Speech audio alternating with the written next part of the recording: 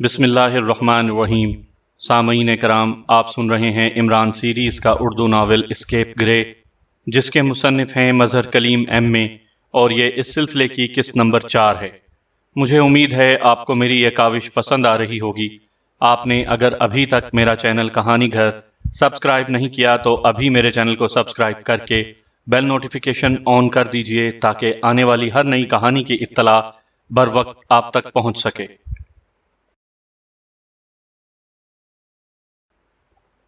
جب عمران نے اپنے ہاتھ کو جھٹکا دے کر خنجر کو واپس کھینچا تو دیوزاد گاڈزلہ بے حس و حرکت پڑا رہ گیا۔ اب اس کے حلق سے خوفناک چیخیں نکل رہی تھیں، مگر وہ اپنے جسم کو حرکت دینے سے قاصر ہو گیا تھا۔ عمران نے اس کا بازو پکڑا اور پوری قوت لگا کر اس کو سیدھا کیا۔ اب بتاؤ گاڈزلہ، تمہاری وہ طاقت اور غرور کہاں گیا؟ دیکھو، میں نے اپنے وعدے کے مطابق تم پر آتشی اسلحہ استعمال نہیں کیا۔ عمران نے بڑے طنزیہ لہجے میں اس سے مخاطب ہو کر کہا، تم بے حد کمینے اور چالاک انسان ہو۔ میں سوچ بھی نہیں سکتا تھا کہ تم میرے ساتھ ایسے حربے استعمال کرو گے۔ گاڈزلہ نے پہلی بار شکست خوردہ لہجے میں کہا۔ اچھا، اب مرنے کے لیے تیار ہو جاؤ، عمران نے ہاتھ میں پکڑے ہوئے خنجر کو تولتے ہوئے کہا۔ ہاں، اب میرا مر جانا ہی بہتر ہے۔ گاڈزلہ کی شکست کو موت ہی چھپا سکتی ہے۔ گاڈزلہ نے ڈوبتے ہوئے لہجے میں جواب دیا، نہیں گاڈزلہ، تمہاری موت سے میرا انتقام پورا نہیں ہوگا، اور دوسری بات یہ ہے کہ میں بے بس انسان پر حملہ کرنا اپنی مردانگی کے خلاف سمجھتا ہوں، اس لیے میں جا رہا ہوں۔ اگر تمہاری موت سے پہلے تمہارا باس یہاں تک پہنچ جائے تو اسے بتا دینا کہ وہ عمران کے ملک میں اپنے ناپاک عزائم کبھی پورے نہیں کر سکے گا۔ عمران نے جواب دیا اور پھر مڑ کر کمرے سے باہر نکل گیا۔ ہال کے باہر موجود اس کے ساتھی اپنی پہلی رائے پر بے حد شرمندہ نظر آ رہے تھے۔ عمران ان کے تصورات سے کہیں بالا تھا۔ وہ سوچ بھی نہیں سکتے تھے کہ عمران اتنی آسانی سے اس دیوزاد کو بے بس کر کے شکست دے دے گا۔ چوہان، تم میرے ساتھ چلو، میں تمہیں ہاسپٹل چھوڑتا جاؤں گا، اور باقی تم سب یہیں ٹھہر کر کوٹھی کی مکمل تلاشی لو۔ اگر کوئی ایسی چیز مل جائے جو تمہاری نظر میں بے حد اہم ہو تو اسے اپنے ساتھ لے لینا، ورنہ غیر ضروری چیزوں میں وقت ضائع مت کرنا۔ اور دوسری بات یہ کہ زیادہ سے زیادہ 10 منٹ کے اندر تلاشی ختم کر کے کوٹھی سے چلے جانا۔ مجرم سے کوئی بعید نہیں کہ وہ اپنی کسی کال کا جواب نہ پا کر پوری کوٹھی ہی اڑا دے۔ صفدر اور کیپٹن شکیل کوٹھی کے باہر پہرا دیں گے۔ اگر مجرم یہاں آئیں تو خاموشی اور احتیاط سے ان کا تعاقب کرنا، عمران نے اپنے ساتھیوں کو ہدایت دیتے ہوئے کہا، اور پھر وہ چوہان کو اپنے ساتھ لیے کوٹھی سے باہر آ گیا۔ عمران جیسے ہی دانش منزل کے آپریشن روم میں داخل ہوا، بلیک زیرو نے اس سے مخاطب ہو کر کہا، عمران صاحب، شکر ہے آپ بر وقت پہنچ گئے۔ ابھی سر سلطان کا ٹیلی فون آیا ہے کہ 15 منٹ بعد وزیر اعظم ہاؤس میں اعلیٰ حکام کی میٹنگ ہو رہی ہے، اور سر سلطان نے آپ کے فوری طور پر وہاں پہنچنے پر بے حد زور دیا ہے۔ میں سوچ ہی رہا تھا کہ آپ سے کیسے رابطہ قائم کروں، بلیک زیرو نے تیز لہجے میں کہا۔ ٹھیک ہے، میں ابھی چلا جاتا ہوں، عمران نے سنجیدگی سے جواب دیا، اور پھر ڈریسنگ روم کی طرف بڑھ گیا تاکہ ایکس2 کا مخصوص لباس پہن سکے۔ میٹنگ شروع ہونے سے چند لمحے پیشتر عمران بحیثیت ایکس2 میٹنگ میں داخل ہوا۔ اس نے سیاہ سوٹ پہنا ہوا تھا، ہاتھوں پر سفید دستانے اور سر پر سیاہ رنگ کا نقاب تھا۔ نقاب میں سے صرف آنکھیں نظر آ رہی تھیں، مگر آنکھوں پر سیاہ شیشوں کی اینک موجود تھی جو عمران نے نقاب کے اندر ہی سے پہنی ہوئی تھی۔ سینے کے بائیں طرف سرخ رنگ کا چھوٹا سا اتھارٹی بیج لگا ہوا تھا۔ جیسے ہی عمران میٹنگ ہال میں داخل ہوا، وہاں موجود تمام اعلیٰ سرکاری آفیسرز اس کے استقبال کے لیے اٹھ کھڑے ہوئے۔ عمران نے آہستہ سے سر ہلایا اور پھر اپنی مخصوص کرسی پر بیٹھ گیا۔ چند لمحوں بعد وزیر اعظم میٹنگ کی صدارت کے لیے ہال میں تشریف لے آئے، اور ایک بار پھر سب لوگ ان کے استقبال کے لیے اٹھ کھڑے ہوئے، مگر عمران اپنی کرسی پر بیٹھا رہا۔ اس نے صرف سر ہلانے پر اکتفا کیا۔ وزیر اعظم کے چہرے پر پریشانی کے آثار نمایاں تھے۔ انہوں نے کرسی پر بیٹھتے ہی سر سلطان کو کارروائی کے آغاز کا اشارہ کیا، اور سر سلطان اٹھ کھڑے ہوئے۔ انہوں نے سب سے مخاطب ہو کر کہنا شروع کیا، جیسا کہ آپ سب کو علم ہوگا، ہمارا ملک اس وقت ایک انتہائی نازک دور سے گزر رہا ہے۔ 90 سال پرانا ایک مذہبی مسئلہ پورے شد و مد کے ساتھ ابھر کر سامنے آیا ہے، اور سب جانتے ہیں کہ اگر اس مسئلے کو غیر جانبدارانہ اور فوری طور پر حل نہ کیا گیا تو ملک میں امن و امان قائم رکھنا ناممکن ہو جائے گا۔ وزیر اعظم صاحب نے اسی لیے اس مسئلے کو فوری حل کرنے کے لیے قومی اسمبلی کا خصوصی اجلاس بھی طلب کر لیا ہے، اور قومی اسمبلی اس مسئلے کو حل کرنے کے لیے پوری رفتار سے کام کر رہی ہے۔ اس کے باوجود سب جانتے ہیں کہ آخری فیصلہ وزیر اعظم کے ہاتھ میں ہے۔ اس میٹنگ کے بلانے کا مقصد یہ ہے کہ اس مسئلے کے حل کے لیے بیرونی اور اندرونی دباؤ ڈالا جا رہا ہے۔ جہاں تک بیرونی دباؤ کا تعلق ہے، اس کا مقابلہ کرنے کے لیے تو وزیر اعظم کی مایہ ناز و ذہانت اور اصول پسندی ہی کافی ہے، مگر اندرونی طور پر ایک اور خطرناک دباؤ سامنے آیا ہے۔ وہ یہ کہ کسی شخص نے وزیر اعظم کو بلیک میل کرنے کے لیے ان کی عریاں اور جعلی تصاویر تیار کر کے وزیر اعظم کو ارسال کیں، اور ساتھ ہی یہ دھمکی بھی دی کہ اگر وزیر اعظم صاحب نے ان کا مطالبہ منظور نہ کیا تو وہ یہ تصاویر ملکی اور غیر ملکی پریس میں دے دے گا، اور اس طرح جہاں وزیر اعظم صاحب کی ذاتی شہرت کو نقصان پہنچے گا، وہاں مجموعی طور پر ملک کی عزت بھی داغدار ہو جائے گی۔ اس سے پہلے چونکہ بلیک میلر نے اپنا مطالبہ پیش نہیں کیا تھا، اس لیے اسے معمولی سمجھ کر کیس انٹیلیجنس کے حوالے کر دیا گیا، مگر اب جب کہ بلیک میلر کا مطالبہ سامنے آیا ہے تو اس کیس کا رخ یکسر بدل گیا ہے، اور یہ بے حد اہم ہو گیا ہے، جس کا اگر فوری طور پر تدارک نہ کیا گیا تو ملک کو ناقابل تلافی نقصان پہنچے گا۔ سر سلطان نے تقریر کرتے ہوئے کہا۔ وہ مطالبہ کیا ہے سر سلطان؟ سیکرٹری وزارت داخلہ سر طاہر نے ان کے خاموش ہوتے ہی بے تابی سے پوچھا۔ بلیک میلر کی طرف سے جو مطالبہ سامنے آیا ہے وہ یہ کہ وزیر اعظم قومی اسمبلی پر دباؤ ڈال کر اس 90 سالہ مذہبی مسئلے کا فیصلہ اس مخصوص مذہبی اقلیتی گروہ کی مرضی کے مطابق کریں اور اس مذہبی گروہ کی اقلیت قرار نہ دیا جائے۔ سر سلطان نے مطالبے کا انکشاف کرتے ہوئے کہا۔ ان کی بات سن کر سب لوگ چونک پڑے۔ عمران خود بھی مطالبے کی یہ نوعیت سن کر چونک پڑا تھا۔ وہ سوچ بھی نہیں سکتا تھا کہ گرے اس مشن کو لے کر آیا ہوگا۔ تو کیا وزیر اعظم اس مطالبے کے خلاف فیصلہ کرنے والے ہیں؟ ملٹری سیکرٹ سروس کے سربراہ کرنل ڈی نے سوال کیا۔ آپ کا یہ سوال غلط ہے۔ ابھی مجھے خود معلوم نہیں کہ یہ فیصلہ کیا ہوگا۔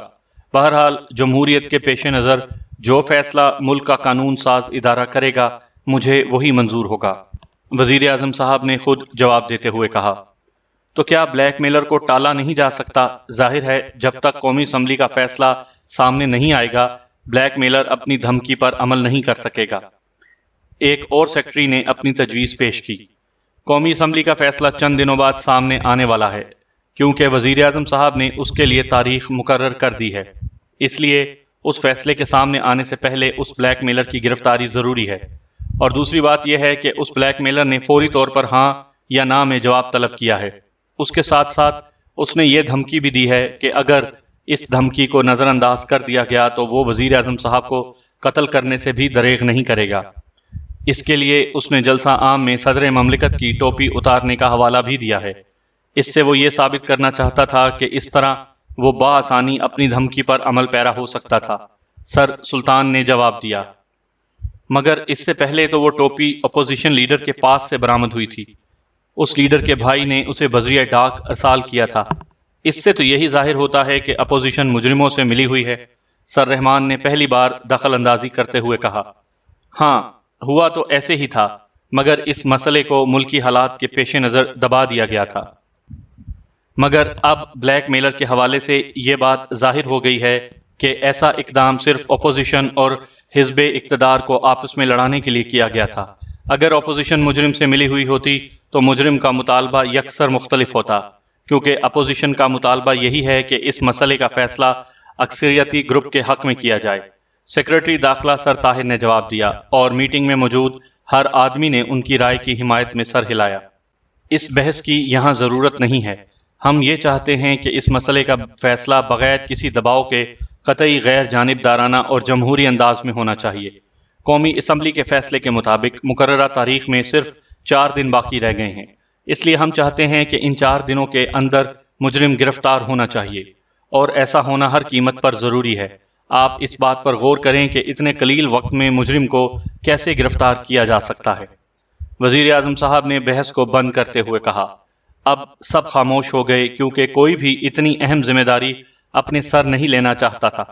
جب کافی دیر تک کسی نے بھی کوئی جواب نہ دیا تو وزیر اعظم ایکس ٹو سے مخاطب ہو کر بولے، مسٹر ایکس ٹو، آپ کا اس بارے میں کیا خیال ہے؟ اور سب ممبران چونک کر ایکس ٹو کو دیکھنے لگے۔ یہ مسئلہ بے حد اہم اور فوری حل کا متقاضی ہے، آپ باقی ممبران سے پہلے پوچھ لیجئے، اس کے بعد میں اپنی رائے دوں گا۔ عمران نے باوقار لہجے میں جواب دیتے ہوئے کہا، سر طاہر اور سر رحمان، کیا آپ کے ڈپارٹمنٹ یہ ذمہ داری لینے کے لیے تیار ہیں؟ وزیر اعظم نے ان دونوں سے مخاطب ہو کر کہا، جناب، اگر آپ کا حکم ہے تو ہم یہ کیس لینے کے لیے تیار ہیں، مگر میرا ذاتی خیال ہے کہ اس سلسلے میں ایکس ٹو ہم سے زیادہ بہتر کام کر سکتا ہے۔ اس معاملے میں 1% رسک بھی ملک کے لیے ناقابل برداشت ہوگا، اور سیکرٹ سروس کے متعلق ہمیں یقین ہے کہ ان کے میدان میں آنے کے بعد 1% رسک بھی باقی نہیں رہے گا۔ سر رحمان نے ایکس ٹو کی طرف دیکھتے ہوئے کہا، اور پھر باقی ممبران نے بھی باری باری ان کی تائید کر دی۔ میں سر رحمان اور اپنے شعبے کے بارے میں اس حسن ظن کا مشکور ہوں، اور میں یہ ذمہ داری لینے پر تیار ہوں، عمران نے بڑے باوقار لہجے میں جواب دیتے ہوئے کہا، اور اس کی اس بات پر ممبران کے چہروں پر تو عمومی مگر وزیر اعظم کے چہرے پر خصوصی طور پر اطمینان بھری مسکراہٹ توڑ گئی۔ ان کے چہروں سے یوں محسوس ہوتا تھا جیسے ان کے کندھوں پر سے ایک بہت بڑا بوجھ اتر گیا ہو۔ اب انہیں یقین ہو گیا تھا کہ مجرم ان کی امیدوں سے کہیں پہلے گرفتار ہو جائے گا۔ ادھر سر سلطان کے لبوں پر بڑی پر اسرار قسم کی مسکراہٹ رینگ رہی تھی۔ وہ سوچ رہے تھے کہ اگر سر رحمان کو معلوم ہو جائے کہ جس ایکس ٹو کے بارے میں کھلی محفل میں وہ یوں پسندیدہ خیالات کا اظہار کر رہے ہیں، وہ ایکس ٹو دراصل ان کا نالائق بیٹا عمران ہی ہے، تو سر رحمان پر کیا گزرے گی؟ مسٹر ایکس ٹو، آپ چاہیں تو ملٹری سیکرٹ سروس اور انٹیلیجنس کا محکمہ بھی آپ کے ساتھ تعاون کرنے کے لیے تیار ہے۔ ملٹری سیکرٹ سروس کے چیف کرنل ڈی اور سر رحمان نے بیک وقت کہا، نہیں جناب، مجھے آپ لوگوں کی امداد کی ضرورت نہیں پڑے گی، اس لیے کہ میں پہلے سے اس کیس پر کام کر رہا ہوں اور مجرم بھی میرے سامنے ہے۔ اب صرف اس کی گردن میں آخری پھندا کسنے کی دیر ہے، عمران نے مخصوص لہجے میں کہا، اور اس کے انکشاف پر سب بری طرح چونک پڑے۔ وہ سوچ بھی نہیں سکتے تھے کہ کیس لینے سے پہلے ہی ایکس ٹو مجرم کے معاملے میں اتنا آگے بڑھ چکا ہوگا۔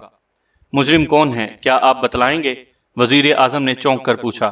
سوری سر، یہ میرے اصول کے خلاف ہے، بہرحال آپ مطمئن رہیں، قومی اسمبلی کے فیصلے سے پہلے مجرم آپ کے سامنے ہوگا، ایکس ٹو نے سخت لہجے میں جواب دیا، اور وزیر اعظم نے کندھے اچکاتے ہوئے میٹنگ برخاست کرنے کا حکم دے دیا، اور سب ممبر ایک ایک کر کے کمرے سے باہر نکل گئے۔ کمرے میں تیز گھنٹی کی آواز گونجتے ہی گرے نے چونک کر میز کے کنارے پر لگا ہوا بٹن دبا دیا، اور بٹن دبتے ہی کمرے کے سامنے والی دیوار درمیان میں سے کھلتی چلی گئی۔ اب وہاں وسیع دروازہ بن چکا تھا، جس کے سٹیل کے پٹ بند تھے۔ دروازہ بنتے ہی گھنٹی کی آواز بند ہو گئی۔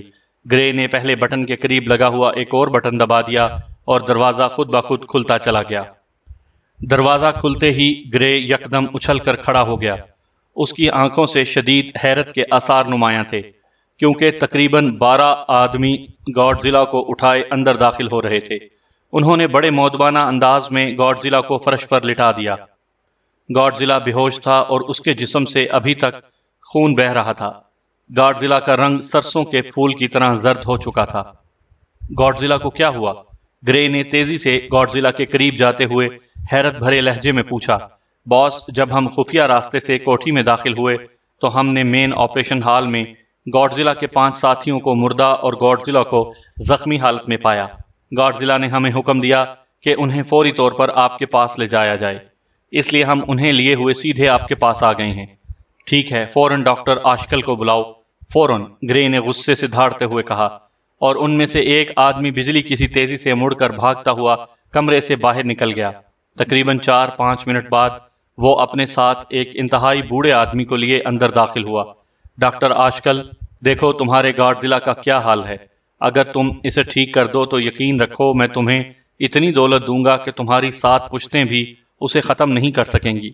گرے نے ڈاکٹر سے مخاطب ہو کر کہا، باس، آپ دولت کی بات نہ کریں، گاڈ زیلا میرا شاہکار ہے۔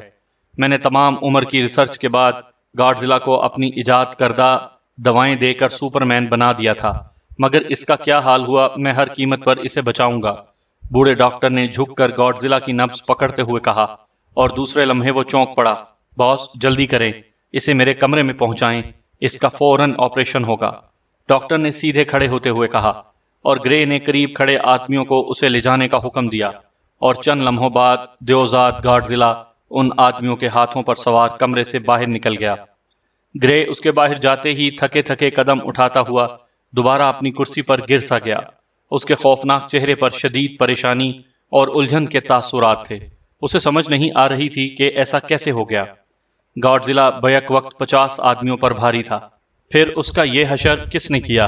اس کے ساتھ ہی اس نے سوچا کہ اس بار اس کا مقابلہ کسی انتہائی خطرناک شخصیت سے ہے، اس لیے اسے بڑے محتاط انداز میں قدم اٹھانے چاہیے۔ یہ سوچتے ہی اس نے میز کی دراز کھولی اور اس میں موجود ایک چھوٹا سا مائک نکال کر مائک کے ساتھ لگا ہوا بٹن آن کر دیا۔ گرے کالنگ، اس کی آواز میں کڑک اور روب کے بجائے پزمردگی کا عنصر نمایاں تھا۔ یس باس، سوجانا اسپیکنگ۔ دوسری طرف سے ایک نسوانی آواز سنائی دی۔ سوجانا، 07 کو کال کر کے میرا حکم دے دو کہ ہیڈ کوارٹر نمبر 1 کو فوری طور پر تباہ کر دیا جائے، گرے نے اسے حکم دیتے ہوئے کہا۔ نمبر 67 کی طرف سے کوئی رپورٹ ملی ہے؟ گرے نے پوچھا۔ نو سر، ابھی تک کوئی رپورٹ نہیں ملی، سوجانا نے جواب دیا۔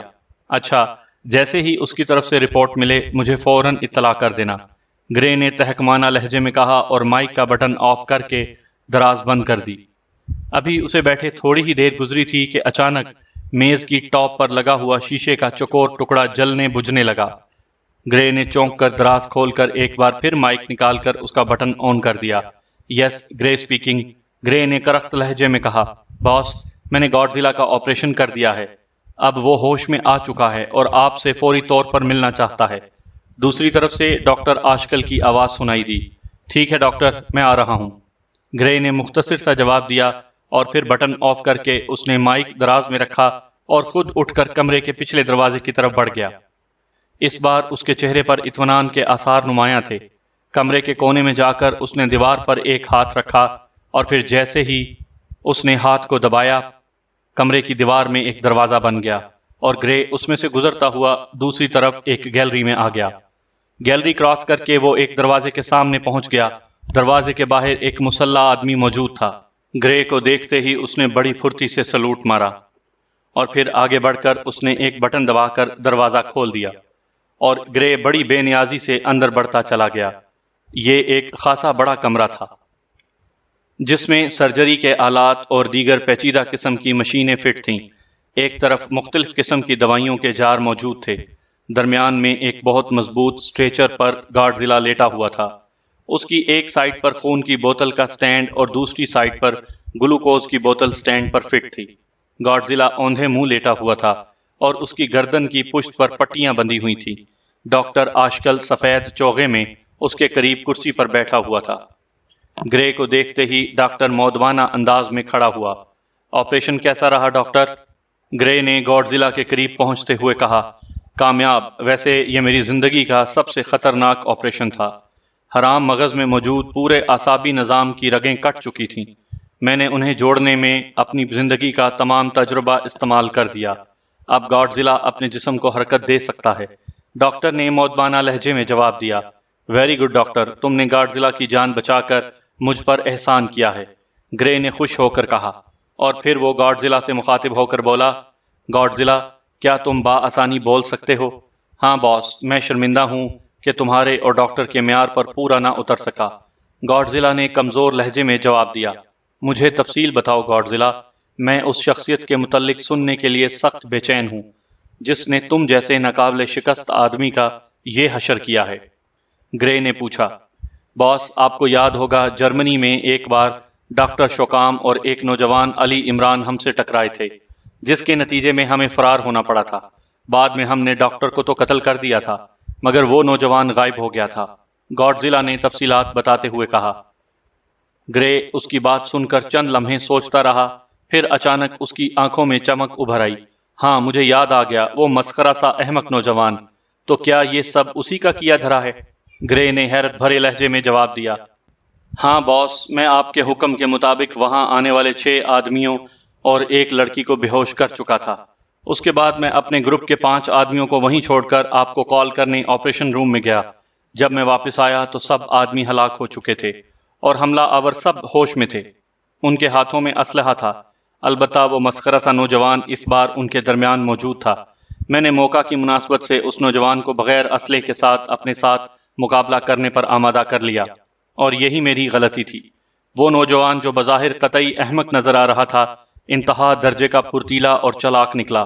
وہ چند ہی منٹ میں مجھے فرش پر گرا دینے میں کامیاب ہو گیا، اور پھر اس نے میری گردن کی پشت پر خنجر مارا اور میں اپنے جسم کو حرکت دینے سے بھی قاصر رہ گیا۔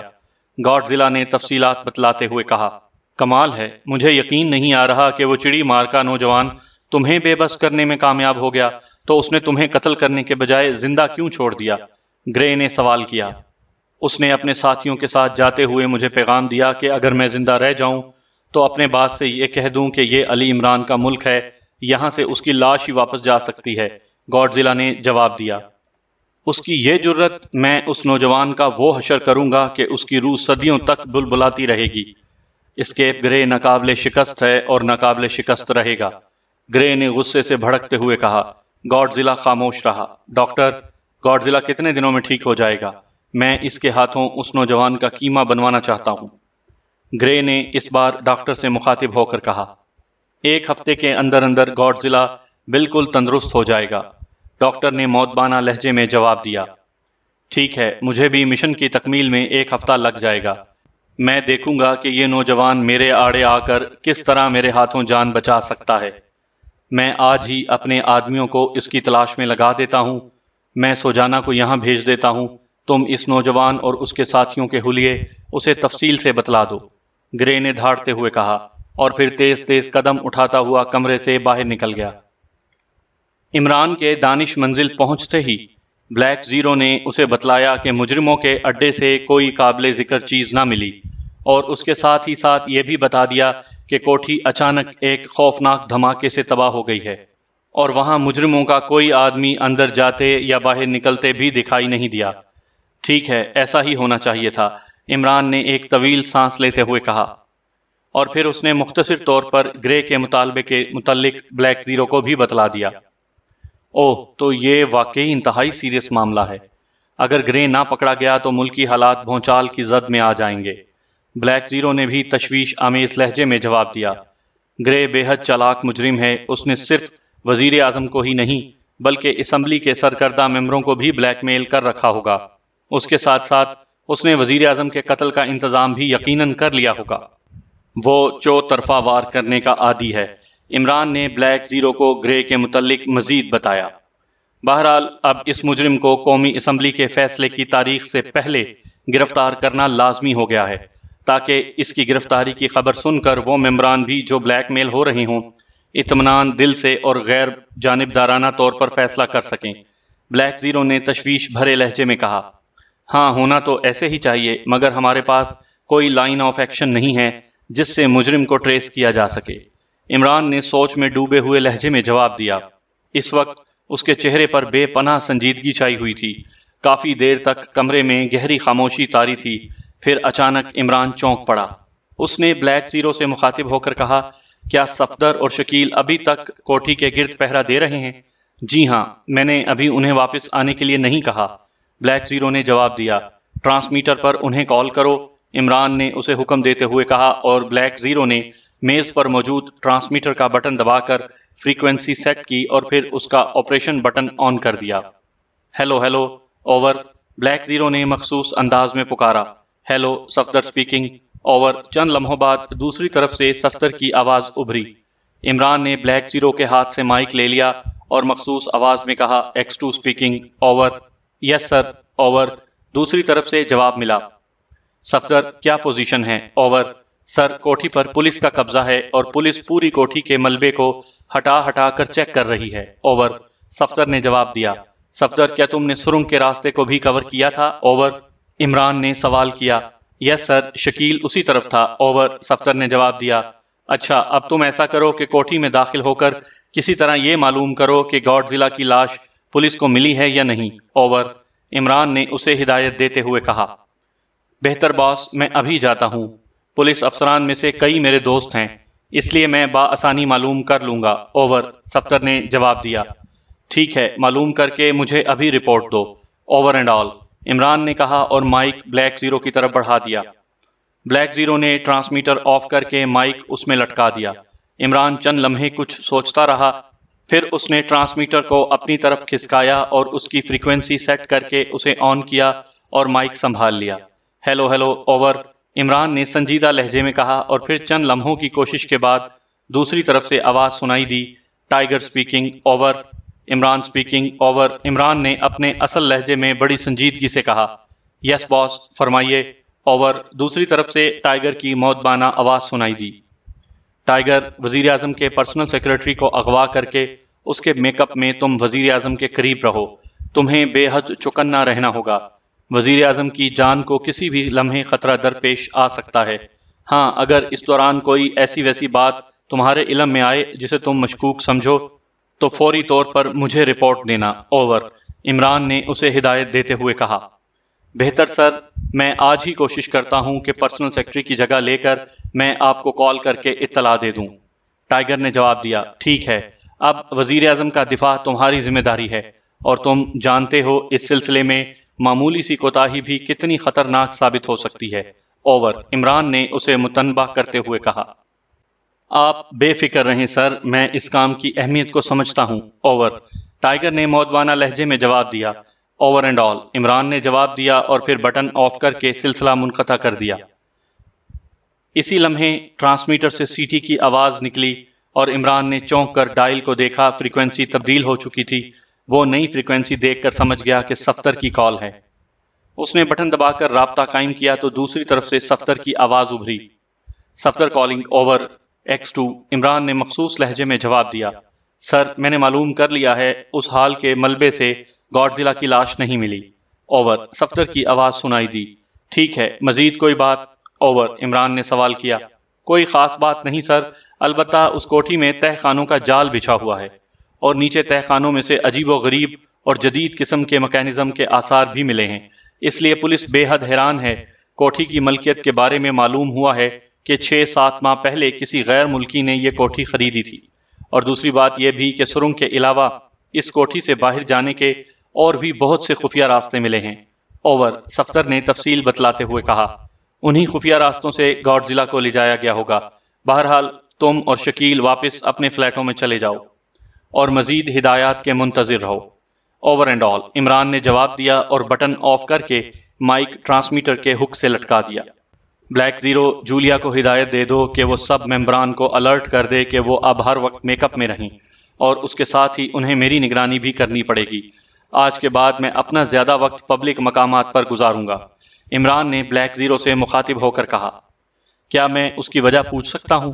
بلیک زیرو نے قدرے جھجکتے ہوئے پوچھا۔ بلیک زیرو، تم گرے کی فطرت کو نہیں جانتے۔